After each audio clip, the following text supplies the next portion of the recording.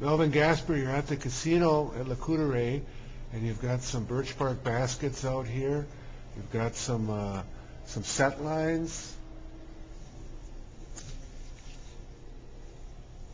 You've got some traps, and it's all about a life gathering in the woods on treaty rights for the Anishinaabe people.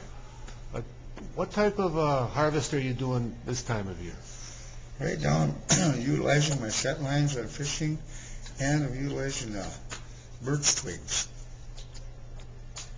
which I collect them and then I sell them to different places where they buy them for decorations of different sorts, from wreaths to little fake forest and stuff like that. And as far as the set lines go here, I got one right here. These here, utilize these for ice fishing here. They catch all sorts of fish. And we'll be using these until ice out. Then we'll be starting the netting. You said that with the economy collapsing, this type of business has got a pretty good trade right now. It seems like on this stuff, like, okay, the set lines is a food product.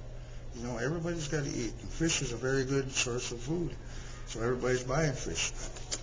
Like on the birch bark baskets here. Now, I don't know why it is, but people, even with the economy the way it is, are still buying art of all sorts, especially Native American art, beadwork, basketry, of all types. And then, okay, now ginseng is a very high commodity. It's very expensive, and it grows wild, and it takes a long time to find ginseng. You just don't walk out into the woods and there it is. You got to look for it. Some days you'll go a whole week without finding one plant, but then one day you'll walk out there and you'll find 30, 40. So it's a good source of income. You can keep it for years. You don't have to sell it right away. You can keep it for years, and it's still going to be up there. Melvin, how do you pass this information on to the youth?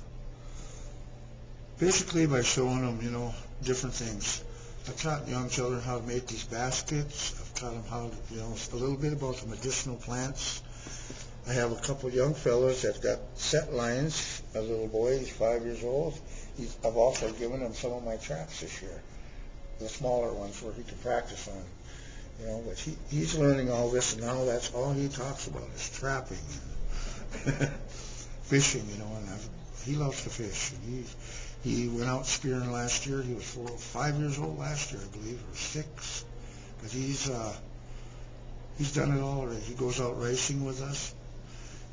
He was at the age when he went spearing with us. We made a bed for him right in the boat.